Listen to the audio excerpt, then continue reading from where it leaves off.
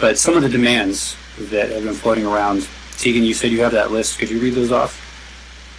Yeah, no third-party debt. That's number one. Number two, caps on profit margins and bonuses for banks, plus totally transparent reporting. 3, no Federal Reserve Bank, no paying interest on our own money. 4, no personal income tax, as per the U.S. Constitution. 5, no corporate donations to campaigns. 6, conflict of interest laws in effect that prevent things like Vice President Dick Cheney's money profit in the war. 7, no political interest groups on Capitol Hill, no dinners, gifts, trips, and no taking a job at any corporations that were benefactors of laws passed for a minimum of 5 years after leaving office. 8, judicial reform. 9, socialized natural resources through commodities. 10, harsh penalties on news media who blatantly censor.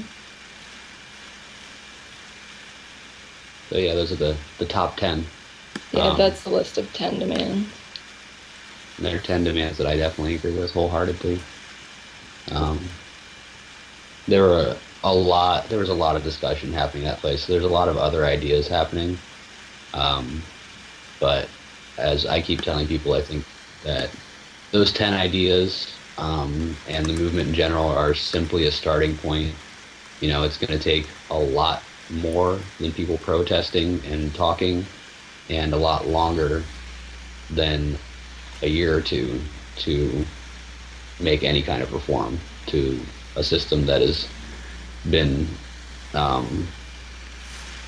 cancerous for the past 130 years. I was talking with Leanne earlier today, who is very, very much under the weather, and for anyone that's a regular part of the Collective Perspective, she's usually on here for every single recording, but she very much wants to get our website under the Take Action section. She wants to try to get together something like an Occupy Wall Street manifesto for the layman, so that people can begin to actually take actions that are in support of this movement, and will begin to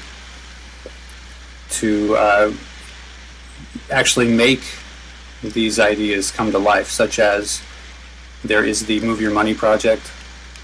And if we were to perhaps get a manifesto together that said, if only half the people that currently have their money in big banks would move them to move them to a credit union, a localized credit union, that would impact the stocks for XYZ companies a certain way. And not just with moving your money from big banks, there's a number of ways that we can support this movement and actually take actions so that we are literally, with our bodies and with our actions, taking energy away from institutions that are not serving us. So I'd like to see some of those demands shifted towards Leanne and anyone else that wants to help get a little manifesto together so that we can change things. I think that's an awesome idea. That's really great. And that, to be able to pass out something like that would be, I think, amazing. Especially at the protests. Yeah, I think it would actually give a lot more credibility, too, to a lot of the ideas that we have, like a plan of action. Right. Just buying local. I mean, that would be a big step, you know, and not buying things like 60-inch televisions. Like, you know, none of that is made in America. You're not helping American workers. You don't need one. I think that if people they put less energy into material possessions, that'll help drive stocks involved in making material possessions down as well. You know, I mean, everybody wants to own something nice. Everyone wants to have their comforts. You know, we're in a country that is based on comfort at this point in time. I mean, even people that are not wealthy are still, you know, still have brand new kicks and a brand new TV for the most part. You know, we've got a lot of we've got a lot of people that really need prompting to physically help with that. And Lena and I were talking earlier, and she made a lot of really good points about that. Yeah, I'll gladly help her with some of it. And I think a really important thing is that, like, I've been talking to when I was talking to a lot of people at the protest, like, I think the vagueness of some of the demands and the fact that there are just so many things that the American people want from our government and from these corporations, like, I think if we make that into too much of a finite point, it'll kill the movement. I think the fact that they don't have the ability to pacify the people on this, I think that is what gives this movement strength. Because we're not asking for one thing. I mean, we definitely need to ask for things, but I think that, you know, why stop at 10? You know, why not have a 20-page manifesto if we could have enough solid ideas that enough people believe in? But 10 is definitely a good place to start. The 10 that they have, I think, is a good place to start. You know, I worry that I'm worried to see what happens when we start working at these finite points, only because that's the point at which corporations and the government can loophole things and start screwing people with the fine print, which is how we got this far in the first place. Well, you know, Caleb, you were referencing comfort in this country, and there's almost the